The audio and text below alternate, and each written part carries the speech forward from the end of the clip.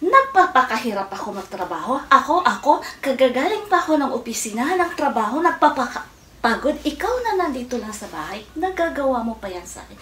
Nagawa mo pa yan sa akin na walang hiya. Akala mo kung sino kang gwapo. Akala mo, ipagpapapalit mo ko doon sa mukhang galunggong na yun na babae yun, ha?